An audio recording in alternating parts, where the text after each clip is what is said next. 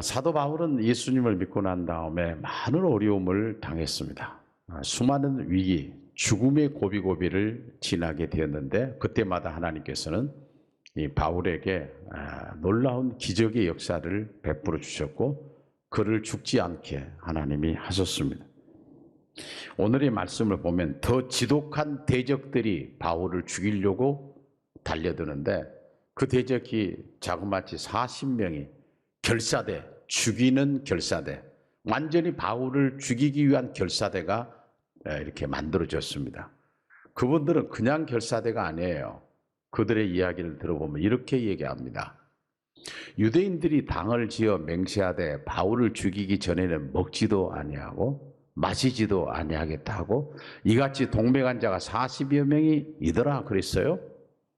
그러니까 바울을 죽이기 전까지는 우리가 밥도 안 먹고 아무것도 안 먹겠다는 거예요. 물도 안 마시고 저 인간을 죽여버리고 난 다음에 우리가 밥을 먹든 물을 먹든 하겠다라고 하는 것인데 얼마나 그들이 지금 바울을 죽이기 위한 혈안이 됐나 하는 것을 볼 수가 있습니다. 합법적인 재판을 통해서 바울을 죽이려고 했지만 바울을 죽일 수가 없었기 때문에 그들은 완전히 바울을 살해할 그런 목적을 가지고 암살단을 만든 것입니다. 그들이 이렇게 하게 되면 자기들이 처벌이 있을 줄 알고 일단은 죽여놓고 보자라는 그런 어마어마한 계획을 세우게 되었던 것입니다. 그런데 이 사람들이 누군가 하면 하나님을 믿는 유대인들이었어요. 이방인들이 아니었어요. 그러니까 여기서 유대인들이라는 것은 복음을 전할 때 얼마나 그 복음을 전하지 못하도록 이방인보다 더 악랄하게 바울을 공격했는가 하는 것을 볼 수가 있습니다. 바울은 수없이 죽이려는 사람들이 있었지만 그러나 죽지 않았던 건 뭔가 하면 하나님께서 그를 향한 계획이 끝나지 않은 거예요.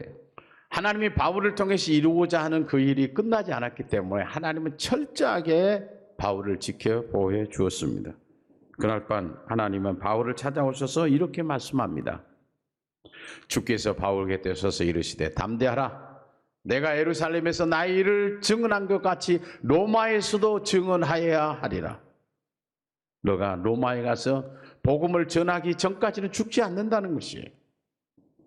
사람들이 바울을 죽이려고 음모를 꾸미고 있을 때에 하나님은 바울의 조카를 시켜가지고 이 40명의 결사대가 생겼다는 걸 알려주고 있습니다. 어떤 방법으로 했는지 모르겠지만 하나님께서 이 조카가 매복해가지고 그걸 듣게 되고 그 사실을 알려주게 되었다라는 사실입니다. 하나님은 생각지도 못한 방법을 통해서 하나님의 일을 도우시는 놀라운 역사들을 성경을 통해서 많이 기록하고 있습니다. 이 사실이 천부장에게 알려질 때에 드디어 바울의 기도가 이루어진 겁니다. 이렇게 말합니다. 내가 거기 갔다가 후에 로마도 보아야 하리라. 지금까지 계속해서 바울은 로마로 가기를 원해. 로마로 가기를 원한 이유는 뭡니까? 그들에게 가서 하나님의 복음을 전해주기를 원했던 이 바울이 하나님을 향하여 기도했던 그것이 이제 이루어지게 되는 것입니다. 이 말은 바울이 그때 기도해서 하나님이 응답했다고 할 수도 있지만 하나님은 역시 이 일을 먼저 계획하셨습니다. 바울을 통해서 이 일이 이루어지기를 하나님은 계획하셨습니다. 그래서 이렇게 말합니다. 나더러 이르시되 떠나가라. 내가 너를 멀리 이방인에게로 보내리라.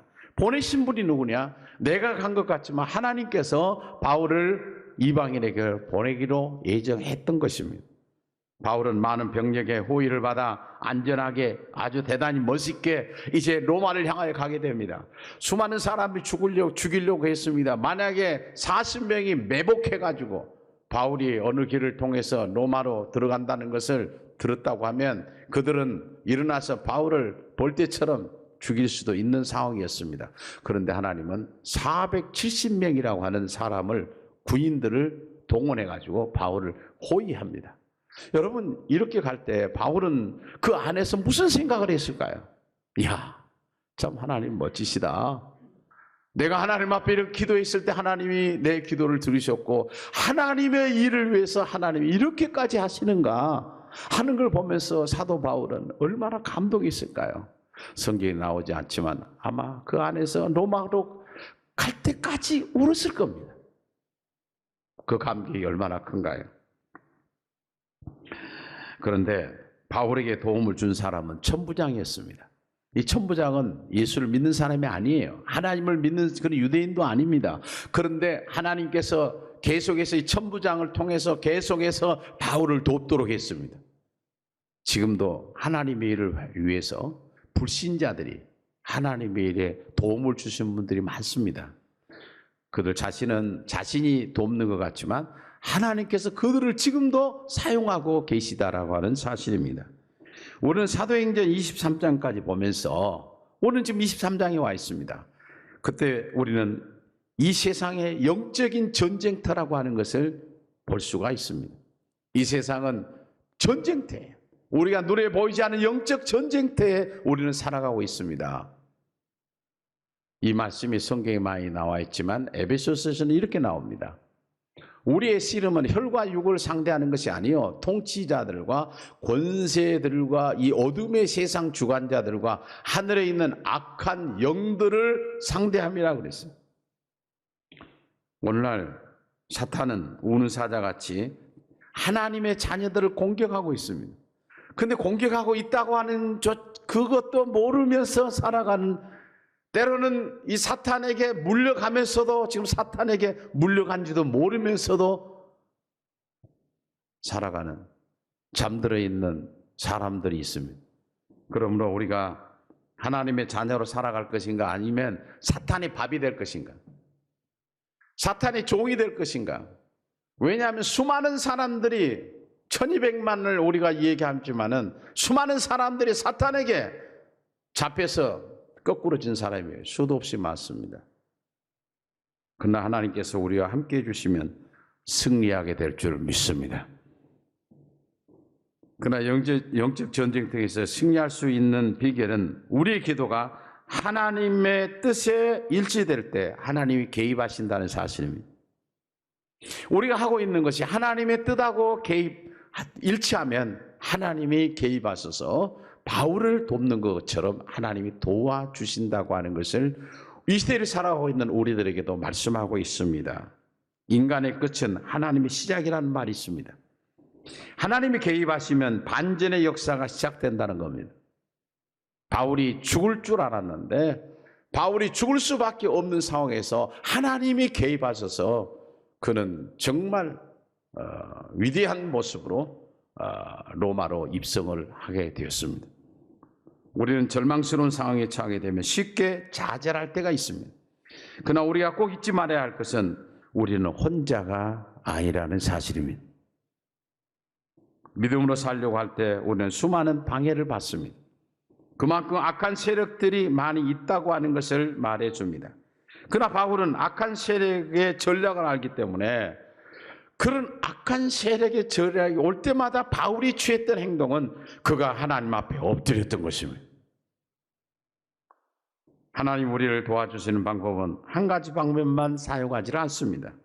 때로는 천사를 보내기도 하시고, 우리 인간이 경험하지 못한 그런 부분들을 하나님께서 하시는데, 때로는 땅이 흔들려 지진이 나게 하시고 옥문이 열려버리고, 그리고 상대방을 소경으로 만들어서 전쟁을 승리로 이끄는 장면들이 성경에 많이 기록되어 있습니다. 성경에 나온 믿음의 사람들은 그들의 삶이 결코 쉬운 삶이 아니었습니다. 평탄한 삶이 아니었습니다. 그럼에도 불구하고 믿음을 지켰던 사람들이 이름이 성경에 기록되면서 이 시대를 살아가는 우리들에게 이런 사람은 이렇게 살았다라고 말씀하면서 우리도 어떻게 살아가야 할 것인가 하는 것을 우리에게 말씀하고 있다는 것입니다. 오늘 여기까지 보면서 바울이 이런 어려움이 왔을 때 바울의 입에서 원망이 나왔나요? 불평이 나왔나요? 바울은 입을 꼭 다물고 있었습니다. 이 다물고 있었다는 사실은 하나님이 어떤 분인가를 알고 있었기 때문에 하나님이 어떤 면에 어떻게 이 일을 처리하는가 보자. 그러면서 하나님께서 그에게 역사하신 것을 기다렸습니다. 근데 문제는 바울이 하나님이 우리 하나님에도 불구하고 우리의 영적 눈이 어두워져 있으면 그것을 깨닫지 못한다는 사실입니다. 오늘 말씀에서도 바울이 위기에 처해 있을 때 하나님은 담대하라고 말합니다. 바울이 주신 말씀 우리에게도 오늘날 우리에게도 내가 너와 함께 해주마라고 하나님은 우리에게 말씀하고 계십니다. 이 세상에서 지금도 믿음의 사람들을 해하려는 사람들이 이 땅에 얼마든지 많이 있는지 모릅니다. 우리가 여기까지 신앙을 지키고 왔다는 것이 기적이고 하나님의 은혜인 줄을 믿습니다. 하나님 우리에게 이렇게 약속하십니다. 여호와께서 사람의 걸음을 정하시고 그의 길을 기뻐하시나니 그는 넘어지나 아주 엎드려지지 아니하면 여호와께서 그의 손으로 붙드심이로다. 그러므로 어떤 경우라도 하나님께서 믿음의 사람들에게 함께 해주었던 것처럼 우리 눈에는 지금 보이지 않지만 하나님께서 우리와 지금 함께하고 있는 한 우리는 결코 주저앉을 수 없고 죽을 수가 없다는 사실을, 우리는 때로는 위험한 이런 속에서 바울처럼 이런 상황 속에 있다 한다 할지라도 결코 실망하거나 낙담하지 아니하고 바울을 하나님께 그 가운데도 지켜주었던 것처럼 우리를 지켜주시는 하나님, 그리고 너가 해야 될 것은 담대하라, 이 말씀을 마음에 새기면서 이런 어려운 시대 속에서도 승리하는 하나님의 사람들이 다 되시기를 주님의 이름으로 축원합니다.